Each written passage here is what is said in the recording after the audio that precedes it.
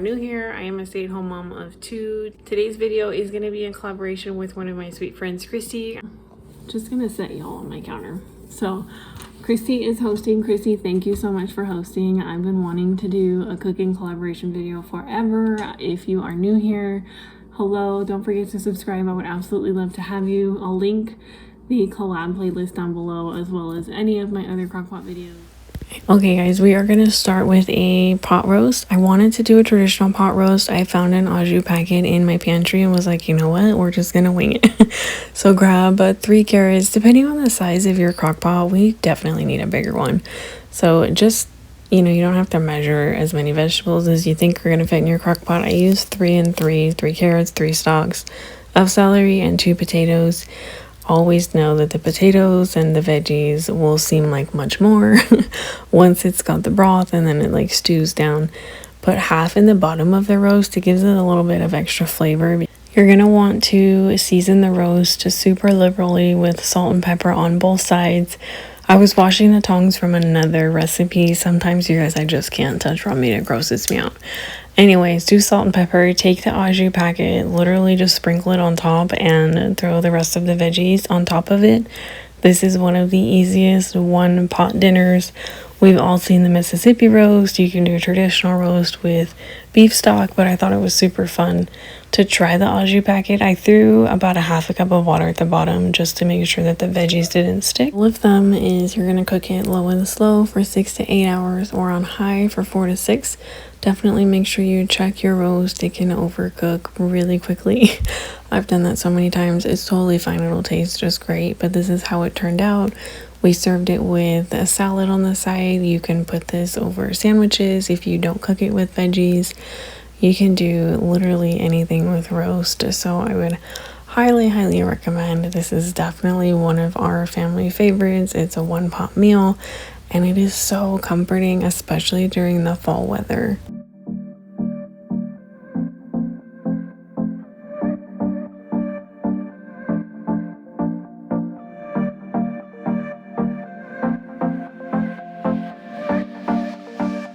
Okay guys, the next one is going to be a super fun one. We had these sweet potatoes in the pantry. You're going to need butter, brown sugar, and some sort of sweetener, sometimes molasses. You can use literally anything in here. Okay, so growing up, everybody has a different name for these. You call them sweet potatoes. In my family, we call them yams. You can literally, there's millions of recipes, I'm sure.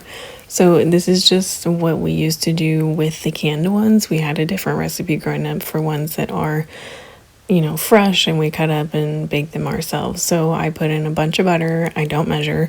I would start with like a cup of packed brown sugar, not loose, make sure it's packed. And quite frankly, there's probably about 1.25 cups in there. A little bit of nutmeg, maybe half of a teaspoon. I don't know why pumpkin spice was out. And then a ton of cinnamon, and you can use molasses, you can use whatever. If my mom didn't have it on, my mom would always just put in a little bit of pancake syrup. I probably used like 2 tablespoons. Just trust me. You don't need the syrup, but that's just how I'm used to making them since growing up.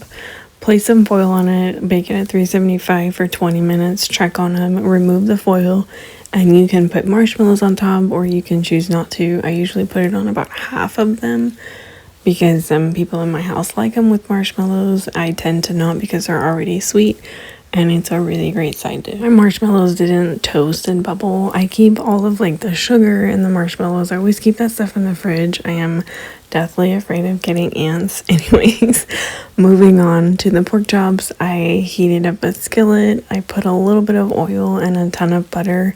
My butter browned, you know, quicker than I anticipated.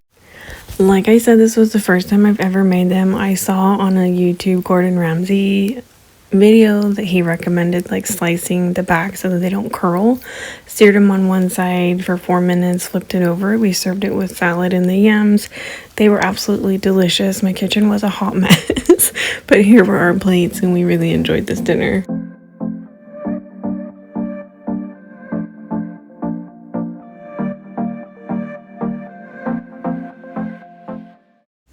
Okay, this is not a recipe, but y'all know if you're new here, I will put anything in their crock pot. I saw this on sale at the grocery store. It was like $5, and I was like, we can definitely stretch this for 2 dinners. So it's literally just a pork loin. It's already seasoned. It sounded really good, and they had like 4 other flavors. I know I can season it myself, but sometimes you're just in that stage of life where you just need something quick. So I froze it. I thawed it out. It thawed out beautifully. Put it in the crock pot. I will tell you, I cooked it on low, probably like an hour more than it should have. It was a little overdone, but honestly, the flavor was so delicious. So that night, we ended up doing a light dinner. In our house, a lot of times we will do salads like once or twice a week, just because it's nice to have a really light dinner. We'll do it with beans as a protein, and sometimes we'll do it with meat.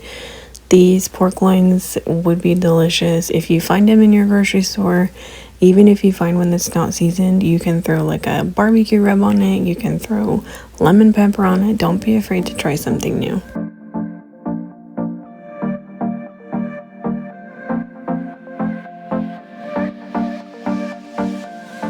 Okay, so this one is something that, do you ever have those days? And if you're new here, I'm a stay-at-home mom again. And we homeschool here. Sometimes the days just get away from you and you're like, oh my goodness, I have nothing to make for dinner. So I hadn't thought of anything, and I pulled out some chicken, threw it in a pot, I boiled it, found some white beans, and I had some really ripe, delicious cherry tomatoes. So I was like, I can blister those in a pan really quick. I don't want to open a can of diced tomatoes. I need to use what I have. I had a bag of fresh veggies or frozen veggies that needed to be used. So I honestly just picked out all the corn because I didn't want to use anything else. I steamed what was left over for lunch. I pulled out some spices. This is one of those meals, and sometimes I include these meals in the cooking videos that I do to just kind of, one, I love getting suggestions from other people because we all cook differently and I love learning. So basis of our pantry is always beans and veggies, and those are amazing building blocks. You can throw like a fajita seasoning pack in here. You can do a taco seasoning pack with the chicken. I didn't have time for it to cook low inside the crock pot, so I just boiled it while I was letting everything else marinate. I threw some lemon juice in there to brighten it up, and it could easily turn into, like a chicken chili soup. You can do like a chicken tortilla soup. You could literally put anything in the crock pot with like some diced tomatoes and a can of beans. So these kind of recipes I don't include just to share the recipe, but just to let you know, like, don't be afraid to experiment in your own kitchen.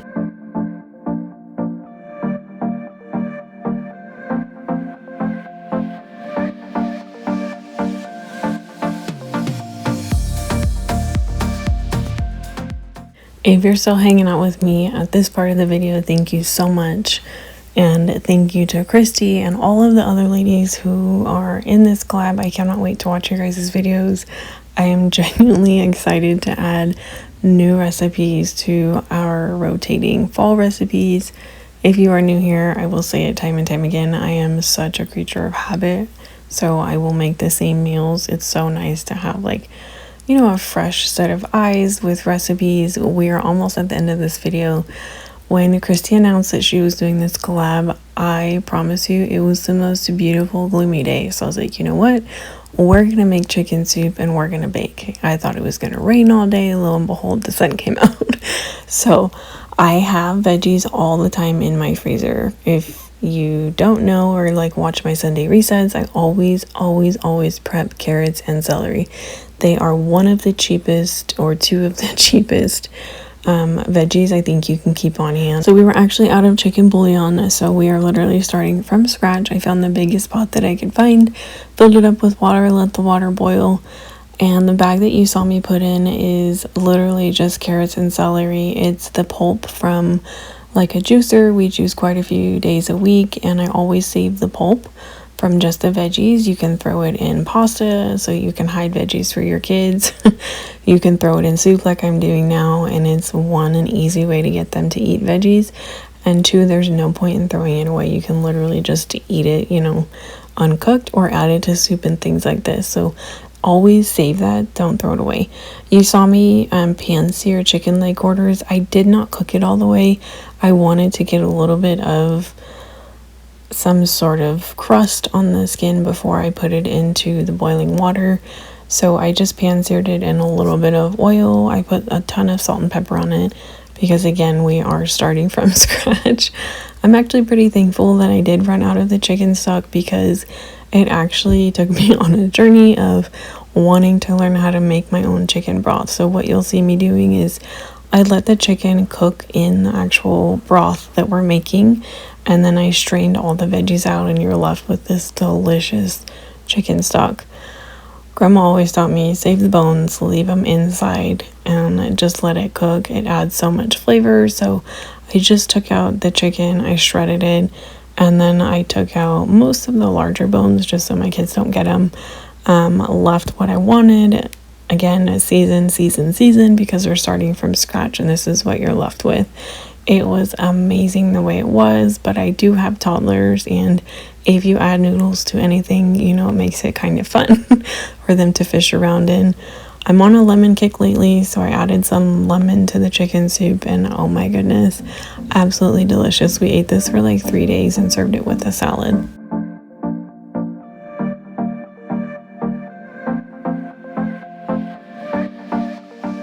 This is the last and final. This is definitely my favorite because I ate like half of them before my husband even knew I made them.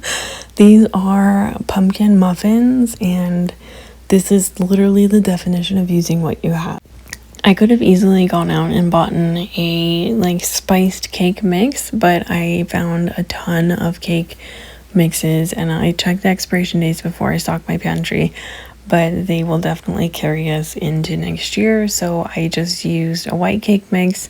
I took some butter and I greased the pan. You can make this as like a loaf of bread. I just decided to do little muffins because I thought they'd be fun.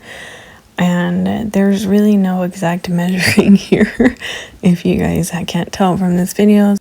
So ideally you would want to get a spiced cake mix just to make your life easier, but I had the pumpkin pie spice and I had the white cake.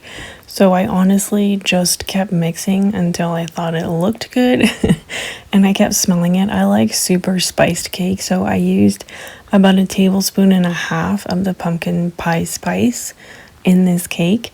And you guys, I've done this voiceover like 4 times because I can't say pumpkin pie spice. It's like a tongue twister for me. I had some open pumpkin in our fridge. My husband and my sons absolutely love just straight pumpkin. So we keep this on hand year round. It's always in our fridge.